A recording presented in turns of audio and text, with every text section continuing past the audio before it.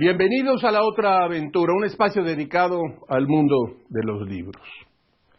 Ahora que nos quedamos en casa, se nos ocurrió aquí, en La Otra Aventura, dedicar una misión a las tragedias de Shakespeare. Usted conoce la trama de algunas de ellas seguramente. Los únicos límites de la obra de William Shakespeare fueron los límites físicos, digamos, del teatro. La universalidad de sus historias lo convirtieron en el arquetipo del clásico universal en la literatura. Así lo explica el autor y crítico literario argentino Antonio Pagés Larraya en su estudio preliminar a las tragedias de Shakespeare.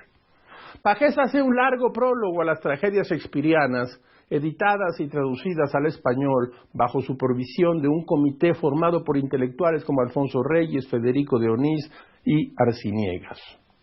En el estudio hace una introducción al autor de todos los tiempos, desmenuza la creación shakespeariana en torno a sus obras cumbre, las tragedias.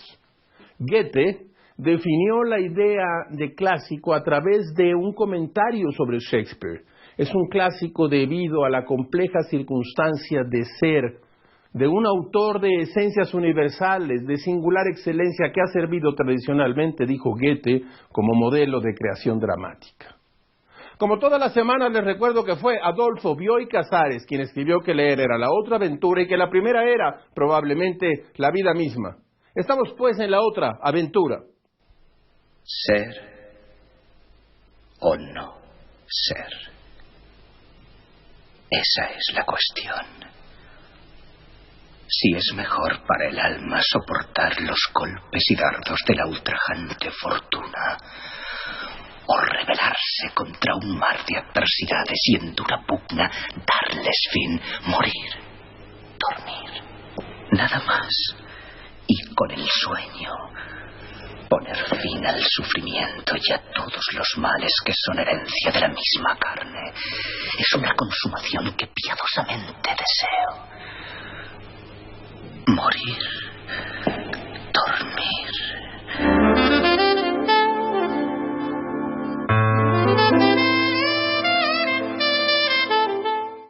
Las tragedias forman parte del periodo de madurez en la vida y la obra de Shakespeare. Hamlet, Otelo, Macbeth y el Rey Lear fueron escritas y producidas entre 1602 y 1608. Shakespeare llegó a sus tragedias después de largos ensayos con la comedia, el drama histórico, donde dominó, por cierto, estos géneros de forma impecable, pero en sus tragedias se ahonda sobre fuerzas tales como el tiempo, la pasión, el crimen o la eternidad. William Shakespeare nació en 1564, Stratford-upon-Avon. Durante sus 52 años de vida escribió 35 obras de teatro, varios sonetos y algunas obras líricas. Con frecuencia, Shakespeare pone la sociedad allí enfrente, la que le tocó vivir como telón de fondo de sus obras. En ese entonces Londres era una ciudad sobrepoblada, llena de ratas, insalubre. Todos los desperdicios eran arrojados al río Támesis, de cuyas aguas también se valían para saciar la sed sus habitantes. Las ratas eran una plaga constante e incontrolable que cada tanto provocaban grandes epidemias de peste bubónica, especialmente durante el verano, cuando la realeza se marchaba a sus casas de campo y dejaban a los ciudadanos a su suerte. Durante estas terribles temporadas de muerte y enfermedad, la gente se encerraba a cal y canto, los teatros bajaban los telones y muchas veces se iban a la ruina. El brote de la peste en 1603 fue de los más graves de Inglaterra. La emergencia duró 10 años y los teatros solo estuvieron abiertos un 40% del tiempo, es decir, 78 de los 120 meses en total. Shakespeare, que era un actor profesional, dramaturgo y accionista de una empresa teatral, y sus compañeros procuraban salir de gira a las provincias tratando de anticiparse a la llegada inminente de la plaga, porque una vez que ésta irrumpía en una población, todo se volvía caos, terror y desesperación. Los teatros son los siervos del demonio. Los actores engendran la lascivia en vuestras esposas y siembran la maldad en vuestros hijos. ¡Ah, la rosa huele y apesta a pesar de su nombre! Yo digo que la peste caiga sobre los dos teatros.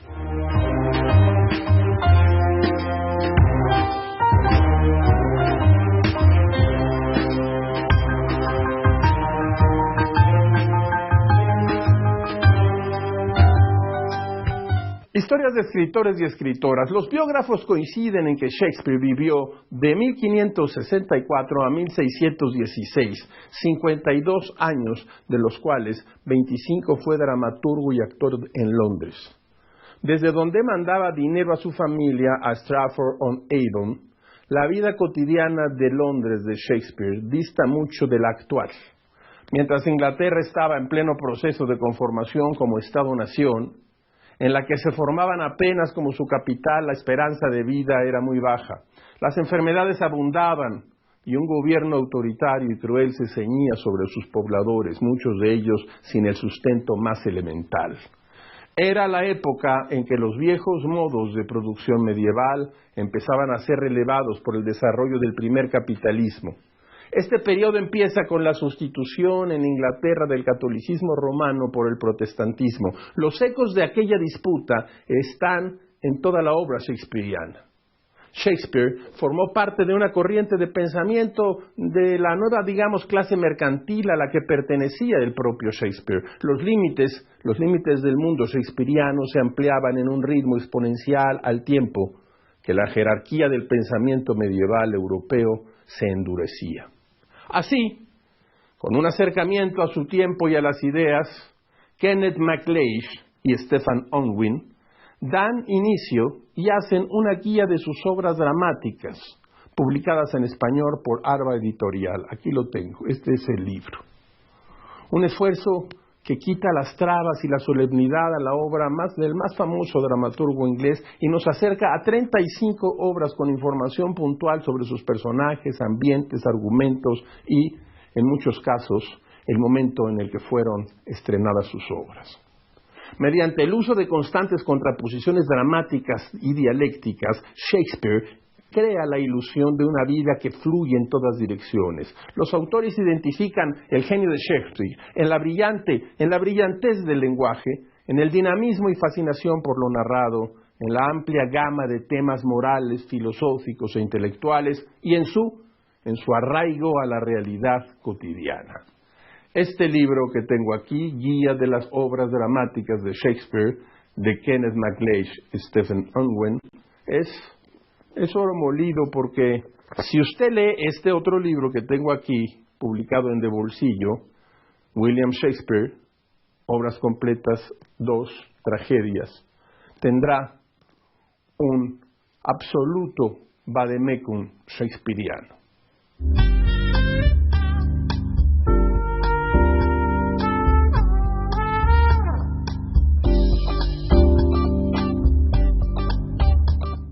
Shakespeare siempre entendió la palabra como un instrumento ceñido al desarrollo teatral. Su estilo, capaz de expresar todas las tonalidades de la realidad y sus cambios, es el resultado de una pasión desmedida por la dramaturgia.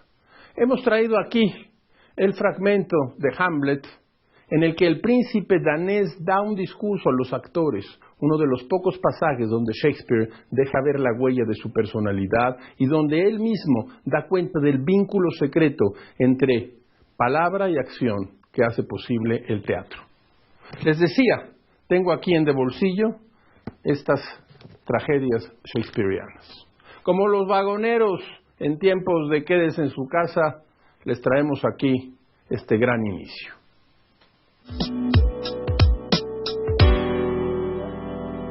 Te ruego que recites este pasaje tal como yo lo he declamado, con soltura de lengua, pero si vociferas como suelen hacer muchos de nuestros cómicos, más quisiera que el pregonero recitase mis versos.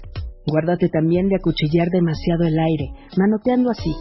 Haya mesura en todo, porque en el torrente, tempestad, o por mejor decir el torbellino de la pasión, es menester que te apropies y manifiestes cierta moderación que temple tu furia. Es cosa que me ofende en el alma oír a un mocetón de robustos pulmones y melenuda cabeza hacer trizas, verdaderos andrajos, una pasión, rasgando los oídos de la gente menuda del patio, que por lo general no gusta más que de ridículas pantomimas y estrépito. De buen grado mandar azotar a un energúmeno de esa ralea. Eso es erodizar más que el mismo Herodes. Procura evitarlo, te lo ruego. No seas tampoco demasiado frío, sino deja que tu misma dirección te guíe, Adapta la acción a la palabra y la palabra a la acción, cuidando sobre todo de no traspasar los modestos límites de la naturaleza. Pues exagerar la acción de esa suerte es apartarse del verdadero objeto de la representación dramática, cuyo fin es y ha sido, desde el principio hasta ahora, ofrecer, como quien dice, un espejo a la naturaleza, mostrar a la virtud sus propios rasgos, al vicio su verdadera imagen, y a cada siglo y a cada época del tiempo su forma e impresión.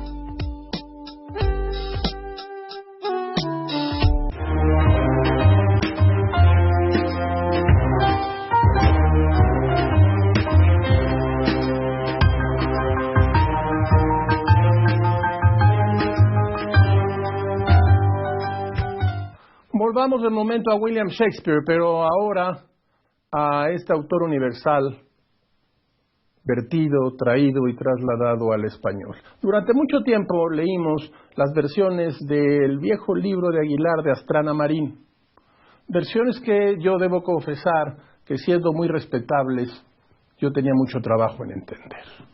Luego llegó a mis manos este libro de los clásicos Jackson, que contiene precisamente las tragedias.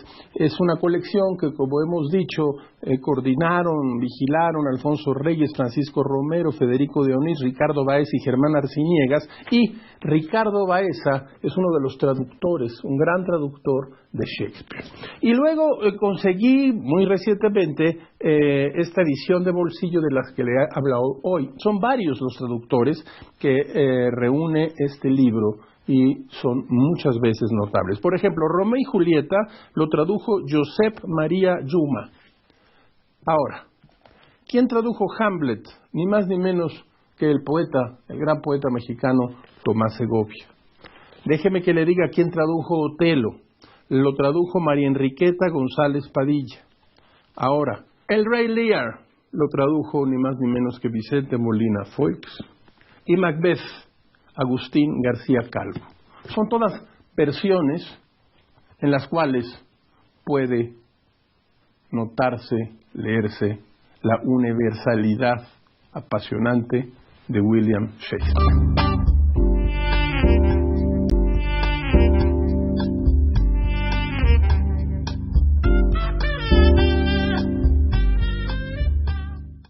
Ahora vayamos a la mesa de novedades. Mire usted, este libro de Michel Pastoureau, Animales célebres, del caballo de Troya a la oveja Dolly, en Periférica.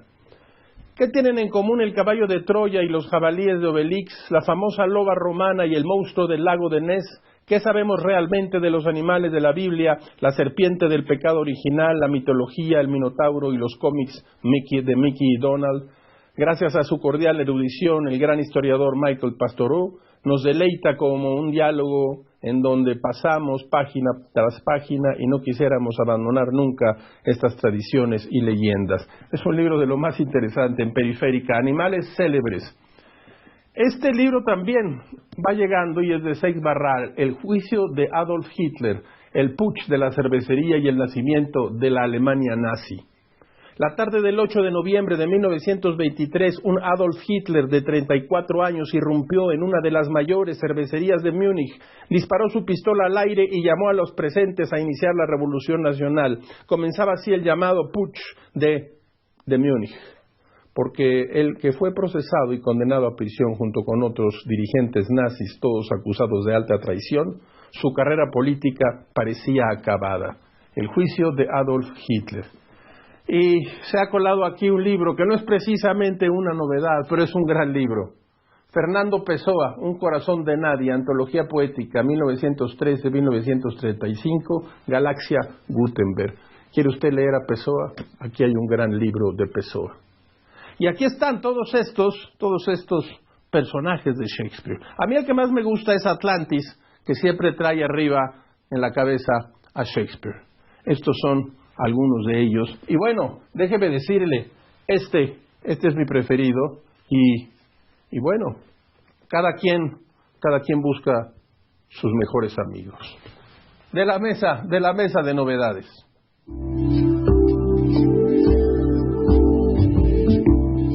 Aunque aunque resulta casi imposible saber a ciencia cierta las fechas exactas en las que Shakespeare escribió sus obras, se especula que 3 de las más importantes fueron creadas en el encierro por la peste en 1606, cuando las condiciones se agravaron de manera alarmante. Quizá no las escribió de principio a fin, quizá ya las tenía concebidas y ese encierro le ayudó a concluirlas.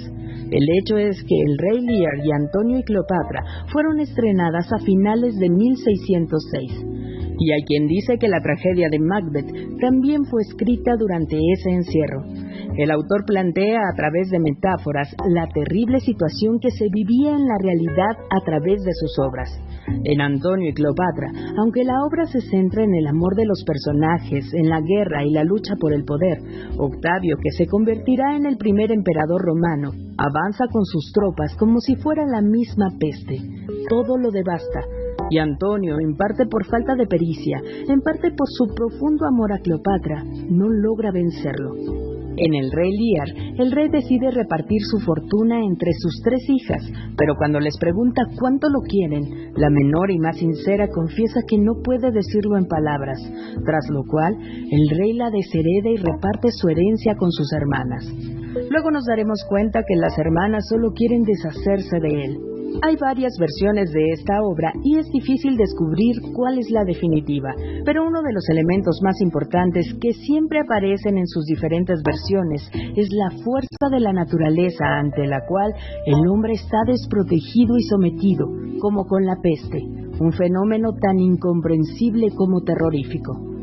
En cuanto a la tragedia de Macbeth, que sin duda es una de sus obras más importantes, la ambición de poder y la traición son los ejes de la trama, pero también la culpa y la locura. No dudo que en las épocas que le tocó vivir a Shakespeare supiera muy bien de los temas que trataba, con o sin peste. Las miserias humanas sin filtros y engrandecidas por el poder. Por cierto, el monólogo de Lady Macbeth, cuando se lava las manos convulsivamente para quitarse una sangre que solo ella ve y que representa su responsabilidad por el asesinato de Duncan, se ha usado en algunas recomendaciones para la duración correcta de lavarse las manos en estos días. Curiosidades de los tiempos, de la literatura, del arte.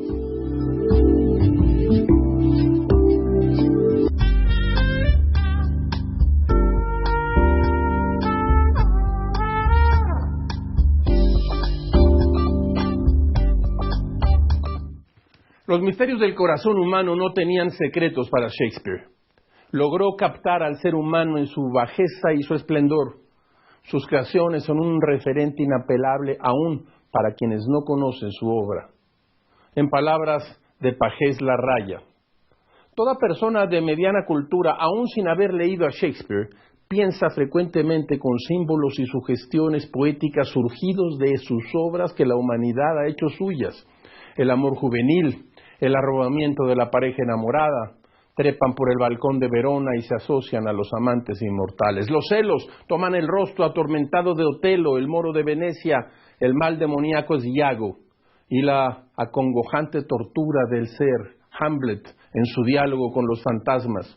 No se trata de que Shakespeare haya construido tipos a la manera de Molière, cortado sobre una pasión o una forma de carácter. Su camino es inverso, inventa criaturas con cuerpo y alma propios. Luego, estas criaturas habitantes, a la vez del mundo y de la poesía, de la realidad, pasan a ser figuraciones que el hombre acaba asociando con los motivos de su entorno. Les cuento esta historia que ustedes ya conocen. Romeo y Julieta es una obra conocida por todos. Todos sabemos la terrible tragedia que cae sobre los amantes, las disputas familiares, las venganzas, la muerte prematura. Sin embargo, no todo mundo conoce que uno de los detonantes más trágicos es que Romeo jamás recibe la carta en la que le explican que su amada no está muerta. Ante la ignorancia, Romeo actúa con desesperación y la desgracia se hace más grande, más trágica y más definitiva. He aquí la razón por la cual la carta jamás llega y ocasiona al final la tragedia de los amantes. Dice Fray Juan: yendo en busca de un hermanote nuestra orden que se hallaba en esta ciudad visitando los enfermos para que me acompañara, y al dar con él Los celadores de la ciudad, por sospechas de que ambos habíamos estado en una casa donde reinaba la peste, sellaron las puertas y no nos dejaron salir. Dice Fray Lorenzo: ¿quién llevó entonces mi carta a Romeo? Y le contesta Fray Juan: no la pude mandar, ni pude hallar mensajero alguno para traerla. Tal temor tenían todos por contagiarse. Fray Lorenzo dice: destino fatal. Así, por esta razón mueren Romeo y Julieta. En su libro La vida cotidiana en Inglaterra isabelina del escritor Geoffrey L. Syngman, escribió que la peste fue la enfermedad más temida en la época en que vivió William Shakespeare. Arrastrada por las pulgas que viven en el pelaje de las ratas, la peste arrasó Londres en los años de 1563, 1578, 1582, 1592 y 1603. Dice Syngman que los isabelinos afortunados que contrajeron la peste bubónica básica, la versión menos potente de la enfermedad, tenían una probabilidad de supervivencia de alrededor del 50%. Durante el estallido de la peste de 1592, la corona británica ordenó el cierre completo de todos los teatros de Londres. Shakespeare, que trabajaba entonces en el Teatro Rose, se encontraba trabajando en el montaje de una de las partes de Enrique VI, por lo cual aquella decisión lo dejó devastado financieramente. No es de extrañar por ello que en algunas de sus obras Shakespeare aluda, describa o utilice como parte del argumento de sus obras las enfermedades e infecciones como la peste o la viruela. Un ejemplo de ello está en la escena número 4 del acto 2 de Rey Lear, donde el protagonista le dice a su hija Goneril que es, comillas, un tumor, una úlcera pestífera, un hinchado carbunclo en mi sangre corrompida.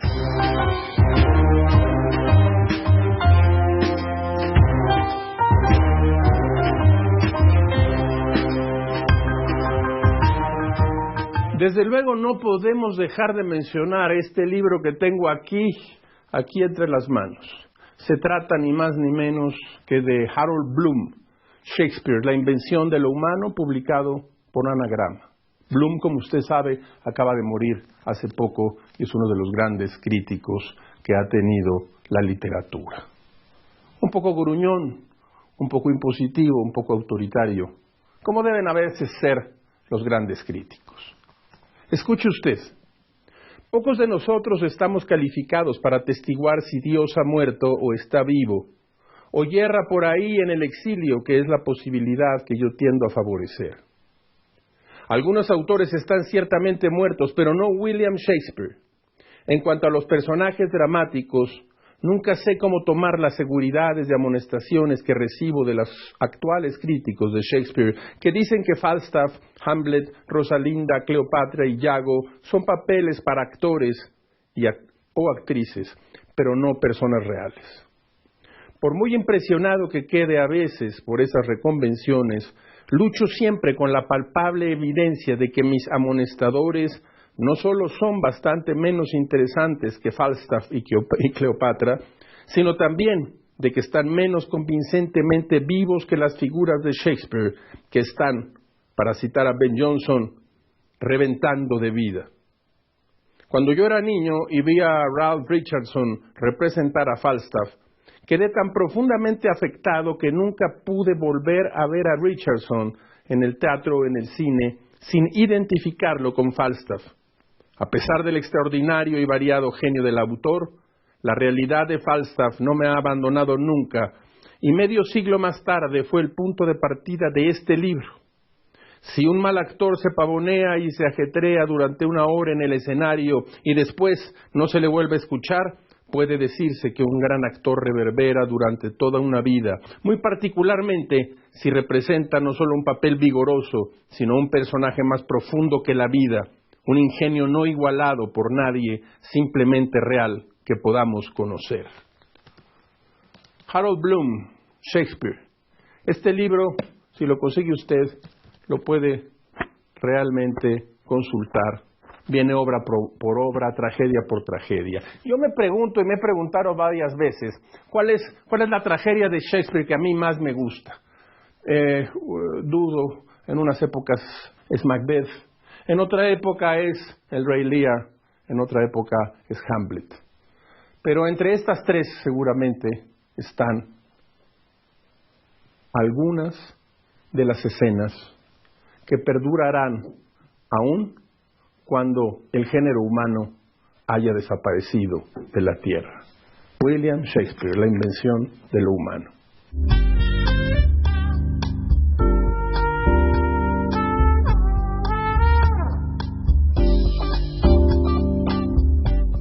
Como todas las semanas, usted encontrará aquí un espacio, una ventana, un escenario por el que pasan las frases célebres, los aforismos, las máximas.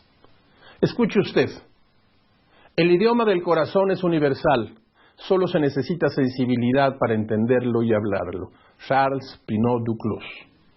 Hemos llegado al final de esta misión y de esta aventura. Soy Rafael Pérez Gay y los espero la próxima semana. Abres una puerta y detrás de ella aparece un mundo. Eso es un libro.